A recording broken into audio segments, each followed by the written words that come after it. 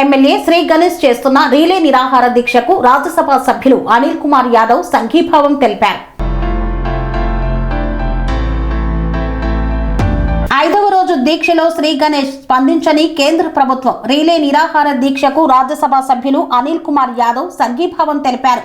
కేంద్ర ప్రభుత్వం నామినేటెడ్ వ్యవస్థను రద్దు చేసి వెంటనే కంటోన్మెంట్ బోర్డును రాష్ట్ర ప్రభుత్వ మున్సిపల్ కార్పొరేషన్లో విలీనం చేయాలనే డిమాండ్తో గత 4 రోజులుగా కంటోన్మెంట్ ఎమ్మెల్యే శ్రీ గణేష్ చేస్తున్న రీలే నిరాహార దీక్ష 5 రోజులుగా కొనసాగుతోంది.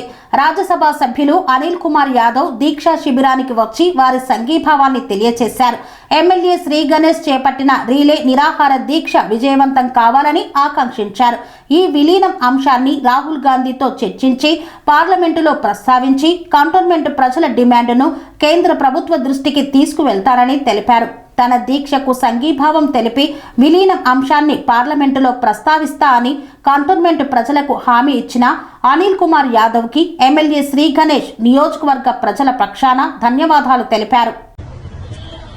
కంటోన్మెంట్ మర్జర్ మూవ్మెంట్ చేసినటువంటి మనందరి ప్రియతమ నాయకుడు కంటోన్మెంట్ నియోజకవర్గ శాసనసభ్యుడు మన అన్న గణేష్ అన్న గారికి, అదేవిధంగా వారితో పాటు గత 5 రోజుల నుంచి ఒక దీక్షకు మద్దతు పలుకుతున్నటువంటి వైస్ ప్రెసిడెంట్ అయినటువంటి కంటోన్మెంట్ మాజీ వైస్ ప్రెసిడెంట్ జయప్రకాష్ గారికి, అదేవిధంగా మోయిన్పల్లి మార్కెట్ చైర్మన్ అయినటువంటి ఆనంద్ బాబు గారికి, అదేవిధంగా ఎన్నిల్ భాయ్ గారికి, రాజేష్ గారికి, శ్రీపాల్ భాయ్ గారికి, మరి ఈరోజు ఈ యొక్క దీక్షకు మద్దతుగా వచ్చేసిన సికింద్రాబాద్ జిల్లా మైనారిటీ అధ్యక్షుడైన మూసీం భాయ్ గారికి, మైనారిటీ సోదరులకు, మరి ఇక్కడికి వచ్చేసిన కంటోన్మెంట్ నియోజకవర్గ అమ్మలకు, చెల్లెలకు, అక్కలకు, నైనమ్మలకు, సిటీలకు, పెద్దమ్మలకు అందరికీ కూడా చేతులు జోడించిన అవసరం లేదు. ఒక చాలా ఇంపార్టెంట్ అయిన సమస్య మీద ఎన్నో సంవత్సరాల నుంచి కంటోన్మెంట్ నియోజకవర్గానికి జరుగుతున్న ఒక అన్యాయాన్ని దృష్టిలో పెట్టుకుని కంటోన్మెంట్ నియోజకవర్గంలో అనేక సమస్యలు ఉన్నప్పటికీ కూడా ఆ సమస్యకు నిజమైన కారణం ఏంటిదంటే ఈ యొక్క కంటోన్మెంట్ బోర్డు అని మనం ఈ సందర్భంగా ఒకసారి చర్చించుకోవాల్సిన అవసరం ఉంది. మరి గతంలో ఏ ఎమ్మెల్యే అయినా ఇక్కడ ఉన్న ఎవరు కూడా ఈ యొక్క సమస్య గురించి ఎవరు కూడా ప్రజల దృష్టిలో కావచ్చు, లేకుంటే ప్రభుత్వం దృష్టికి తీసుకెళ్లి ఈ యొక్క ప్రయత్నం కూడా చేయడానికి కూడా ఈ వేదిక నుంచి మీ అందరికీ కూడా చేస్తున్నాను. ఈ రోజు మన ఎమ్మెల్యే అయినట్టు గణేష్ అన్న మనందరికీ తెలుసు, బై ఎలక్షన్స్ వచ్చినప్పుడు గణేష్ అన్న మీ అందరూ కూడా ఆశీర్వదించి ఒక యువకుడు అందుబాటులో ఉంటాడు, ఏ సమస్య వచ్చినా కూడా ముందుండి పోరాటాలనే ఉద్దేశంతో మీరందరూ కూడా ఆశీర్వాదించి గణేష్ అన్న ఎమ్మెల్యే చేసిన విషయంలో ఒకసారి గుర్తించాం. మరి ఒకసారి ఆలోచించి చూసినట్లయితే గణేష్ అన్న ఎమ్మెల్యే అయినప్పటి నుంచి ఈ రోజు వరకు ఈ క్షణం వరకు కూడా ఎప్పుడు మీ మధ్యనే ఉండి మీ సమస్యల గురించి పోరాటం చేసిన విషయాన్ని ఒకసారి గుర్తించుకోవాల్సిన అవసరం ఉంది. అది కంటోన్మెంట్ నియోజకవర్గంలో ఉన్న రోడ్ల సమస్య కావచ్చు, కంటోన్మెంట్ నియోజకవర్గంలో వాటర్ సమస్య కావచ్చు, కంటోన్మెంట్ నియోజకవర్గంలో ఉన్న స్ట్రీట్ లైట్ కావచ్చు, కంటోన్మెంట్ నియోజకవర్గంలో ఎలాంటి సమస్య అయినా కూడా గణేష్ అన్న ముందుండి పోరాటం చేస్తున్నారు.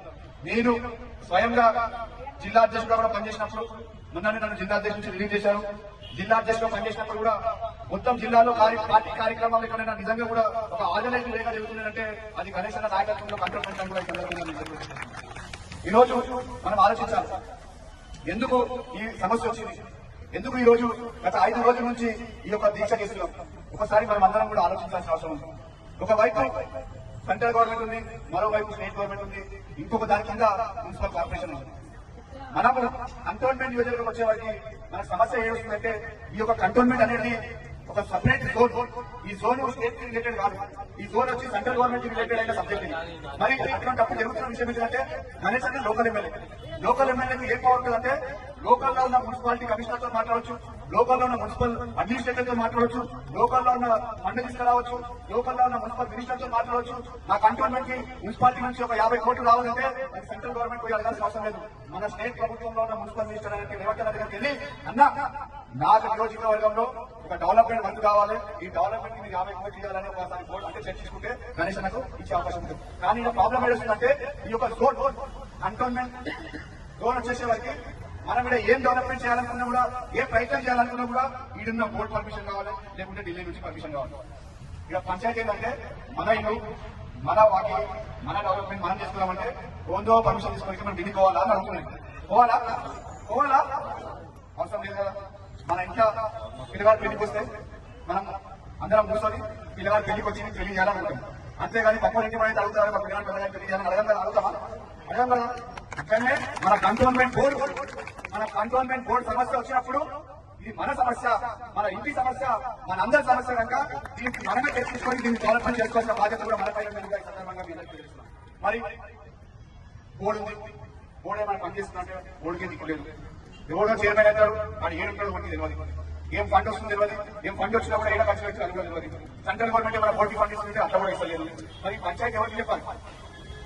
పంచాయతీ ఈ పంచాయతీ ఎవరికి చెప్పాలంటే ఇలా గణేష్ అలా తీసుకున్న మార్గం ఏదైతే ఉందో ఇది కేవలం కంటోన్మెంట్ నియోజకవర్గమే కాకుండా కేవలం హైదరాబాద్ లో అసెంబ్లీలో కాకుండా ఈ యొక్క వాయిస్ ని పార్లమెంట్ లో కూడా వినిపించడానికి మనం అందరం సిద్ధంగా. ఎందుకంటే ఢిల్లీలో కూర్చున్న వాళ్ళకు సపోర్ట్ లేట్ వస్తుంది. వీటికని ఢిల్లీ వాళ్ళం మనం 3000 కిలోమీటర్లు కనీసం సపోర్ట్ పోవాలంటే ఇప్పుడు స్టార్ట్ అయింది. ఈ యొక్క ఎడ్యుకేషన్ కేవలం ఇక్కడనే కాకుండా ఎప్పటి వరకు అయితే కంటోన్మెంట్ ని మున్సిపల్ కార్పొరేషన్ లో కలుపులో అప్పటి వరకు ఈ యొక్క ఎడ్యుకేషన్ కొనసాగుతూ ఉంటుంది. దాన్ని పూర్తి స్థాయిగా మేము మద్దతు ఇస్తామని కూడా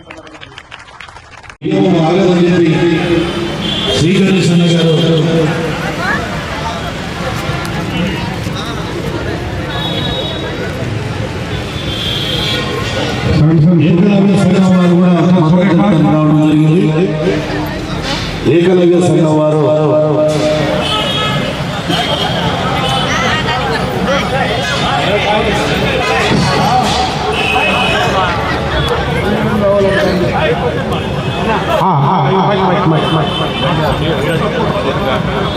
గంగా ప్రసాద్ గారు, సదానంద్ గారు, రఘునాథ్ గారు, భరత్ గారు, ప్రతాప్ గారు, నవీన్ కుమార్ గారు వీరికి స్వాగతం సుస్వాగతం తెలియజేస్తూ ఇంకా బయట నిలబడ్డ వాళ్ళందరూ కూడా లోపలికి వచ్చి కూర్చోవలసిందిగా కోరుతూ ఎర్ర నవీన్ రాజు గారు, పోతురాజు శ్రీనివాస్ గారు, శేఖర్ పౌల్ గారు, సురేష్ పాస్టర్ గారు, రెవరెండ్ ప్రవీణ్ కుమార్ గారు, సువార్త సంఘం వారు Suresh, brother Shyam Yadav, brother Vijay Kumar, brother Nagesh, brother Babu, brother Sundar Rao గారు, బ్రదర్ జైపాల్ గారు, బ్రదర్ వినోద్ గారు, బ్రదర్ శివ గారు, అభిలాష్ గారు, వీళ్ళందరికీ కూడా ప్రత్యేకంగా స్వాగత సుమాంజలు తెలియజేస్తూ మరి అన్నకు సంబంధ మతాల నుంచి కులాల నుంచి అందరి మనిషి మన గణేష్ అన్న, శ్రీ గణేష్ అన్న అంటేనే మరి అందరి